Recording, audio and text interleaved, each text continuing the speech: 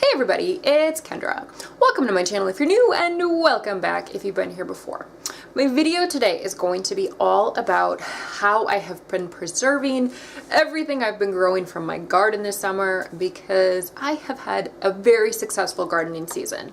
As many of you know, if you've seen my garden update videos, I had 3 community garden plots. I had 2 plots in one garden and 1 plot at a different community garden. So I am more than thrilled with the abundance my gardens have produced. So I've really had to learn how to preserve this stuff quickly. Anywho, so my video is going to be all about what I'm preserving, how I'm preserving it, how much of each thing I'm getting, and also the books that I have been using as resources, my favorite canning preserving books. So I have only been water bath canning. I do not have a pressure canner, and I didn't want to invest in a pressure canner this season. So everything that I've canned has been through the water bath method, and I've only been doing recipes that I know are safe for water bath canning. If something is a low acid food, I'm just not doing it. You know, I'm either freezing it or I'm figuring out a way, either through adding vinegar or citric acid, to make it appropriate, make it safe. But really anything that should be pressure canned, I'm just not dealing with it with canning. So anyway, I've been doing water bath canning. I've also been freezing. I've done one type of thing in oil, like a confit, which I just keep in the fridge, and I'll eat that, you know, within like 2 or 3 weeks. And then I also have been doing some fermented stuff in the fridge. So just basically fermented salt brine pickles. So the books that I've been using, I want to share the books first because I'm going to like reference back to where I got the recipes from. So my very favorite canning book, preserving book, is called Saving the Season by Kevin West. And I love this so much.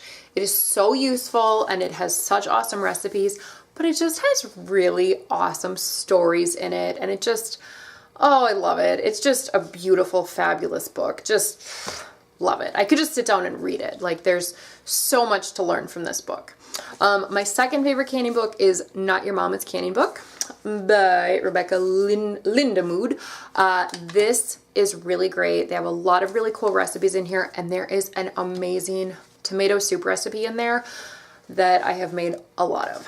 Another book that I really enjoy, but I haven't gotten too in-depth in it, haven't gotten as much into this one as the other 2. This is called Preservation Kitchen by Paul Durant. Really great book. This guy is a chef, has a restaurant outside of Chicago. So a lot of his recipes kind of have that more like sophisticated upscale vibe. Anywho, that one's a great one. For fermenting, can't go wrong with this book, Fermented Vegetables. This is by Kristen and Christopher Shockey.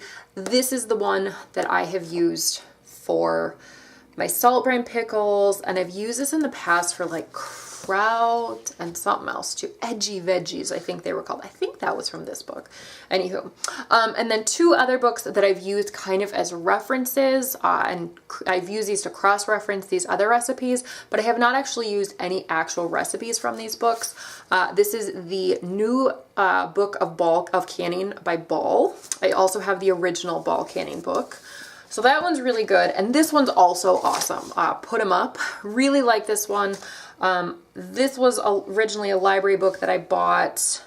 Yeah, I think most of these started off as library books, and then I deemed them necessary to have in my collection. All right, so those are the main books that I've been using for learning about preservation, and let me show you what I've actually preserved. Tomatoes. First off, I did have 4 different varieties of tomatoes. 2 of them in particular were very good for canning stuff. So first of all, I did peeled, crushed whole tomatoes. So this is from a tomato called Saint Pierre. It's a red tomato. I got 8 pints of this one. And then I had this orange variety of tomato called Dr. Weitsch's. So again, same recipe, just for crushed whole tomatoes. Got 4 pints of this one. And then I had this one really bad variety of tomato that I felt guilty about dumping. So I canned some of these green tomatoes. These are called green vernissage, but I thought they were terrible. I only got like 3 jars of this. It looks like barf. Maybe I'll try using it for chili or something, or maybe I'll just toss it. I don't really know. But anyway, these recipes were all saving the season. Also did some Heirloom tomato sauce, this jar.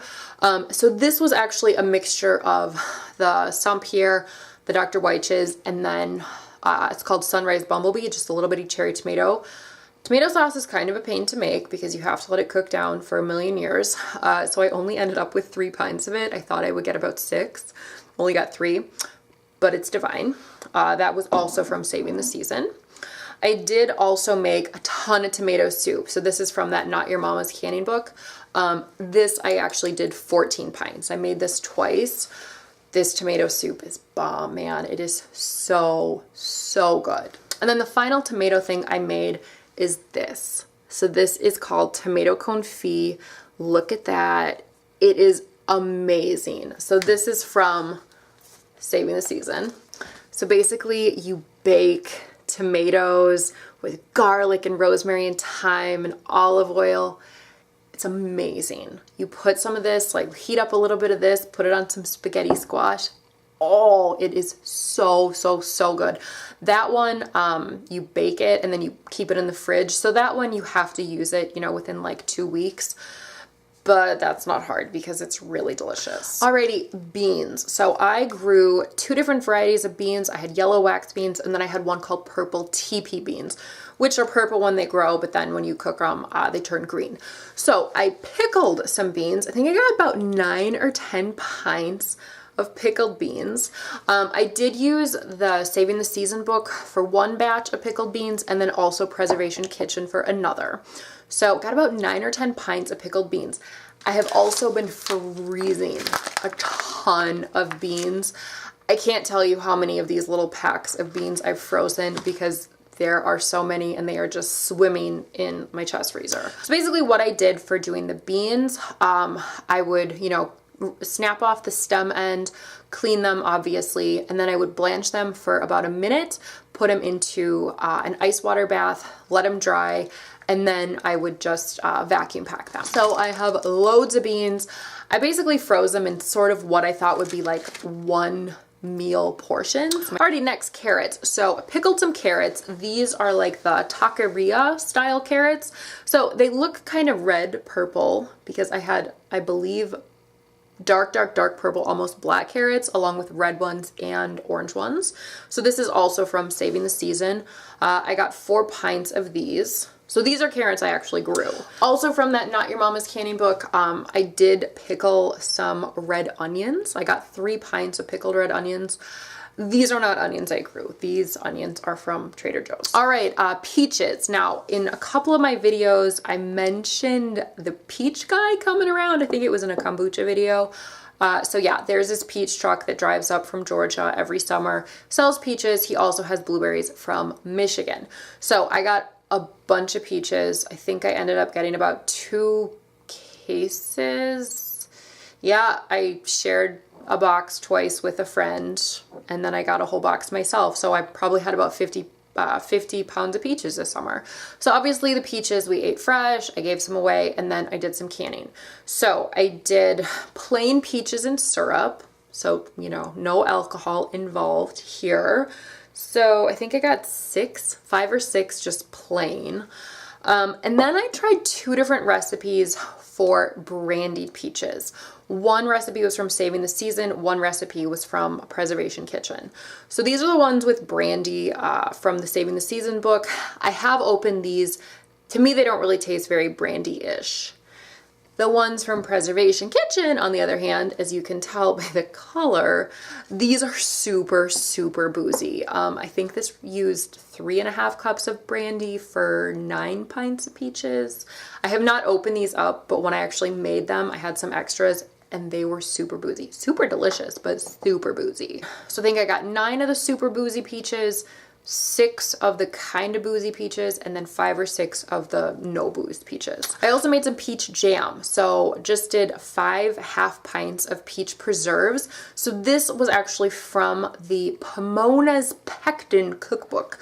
So apparently Pomona's Pectin This is what I've been using for my jam. This is a type of pectin that lets you use less sugar, so you don't have to do a super sweet preserve or sweet jam. So I used it for this.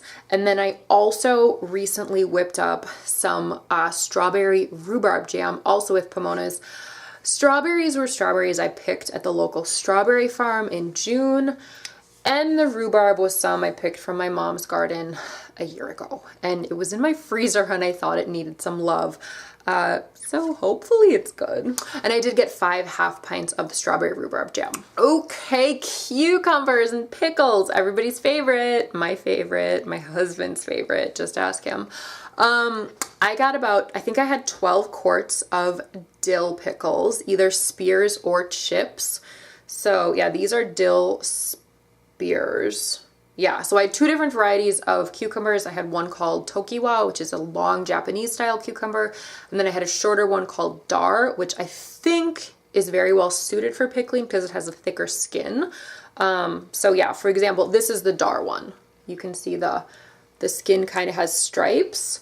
And then this one, these are also, these are just dill chips, but this is from the Tokiwa cucumber, so it doesn't really have the stripes. This was just a darker green.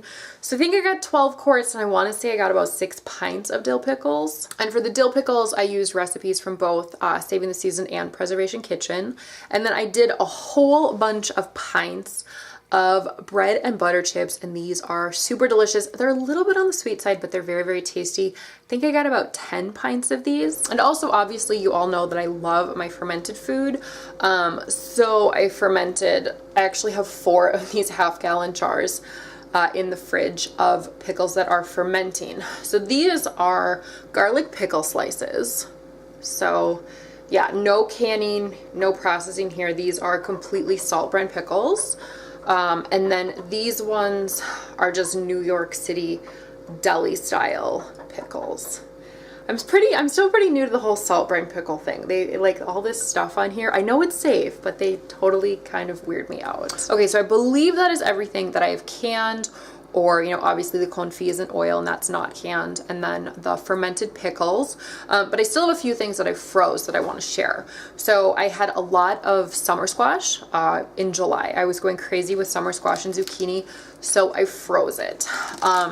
So it looks just like this. I was taking a quart bag and then either peeling or not peeling, didn't matter, shredding my zucchini, and then I would squeeze out as much water as I could, and then I would measure out 2 cups, put it in these bags, and freeze it. So I have both my green zucchini and then my yellow squash. I end up doing a lot of turkey meatballs during the year that use zucchini. And zucchini can be really expensive when it's out of season, like $4 or $5 a pound. So I thought this would be a perfect way to not have to throw away a ton of money on out of season zucchini. I also had a lot of kale. My neighbor actually gave me a couple kale plants, curly kale plants, at the beginning of the season, and those things got massive and I got so much kale from it. But apparently if you freeze kale just like that, it doesn't freeze very well. So what I was doing with my kale, I would clean it really well. I would actually let it soak in a solution of water and a little bit of white vinegar for about 20 minutes. Then I would rinse it really well, blanch it in boiling water for 2 minutes, dunk it into an ice bath, and then squeeze out as much liquid as I could. Then I would freeze it. So like, for example, I mean, this is how much it goes down to. This was probably like a giant colander of kale.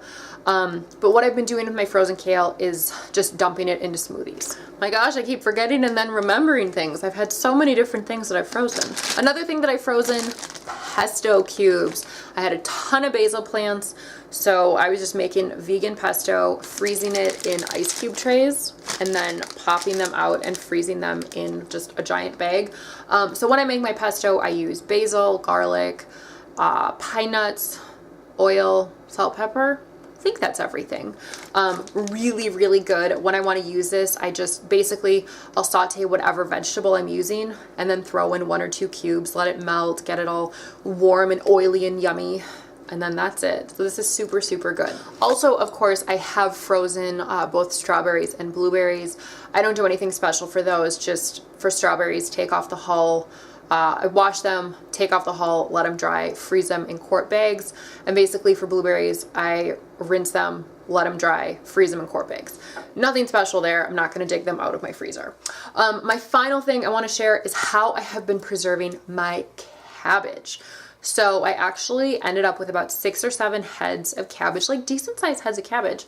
And I didn't really know if I wanted to make kraut out of them, but my friend's mom had made stuffed cabbage rolls for a dinner about a year ago, maybe 8 months ago, and they were super, super good. And she said that they actually freeze really well. So I have made a ton of this and frozen them. So it's called Galumki, and it actually looks like this. It looks like really not pretty right now because this was actually our dinner last night. These are just leftovers.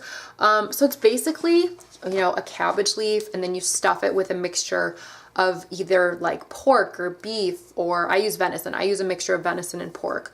You put some eggs in there, some spices, onion, garlic, all this, and then you put tomato sauce and diced tomatoes on top of it.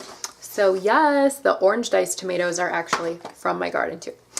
Anyway, so I've made a ton of that to freeze. It reheats really well, and it's super, super delicious. All right, I'm sure I'm forgetting something. I have been so busy with all of this food preservation, but I have learned so much this summer. It has been such an excellent experience just jumping into this, learning how to garden, figuring all that out, and then figuring out how to preserve food as well. I definitely have more tomatoes I need to can. I think I'm gonna actually make another batch of tomato sauce today.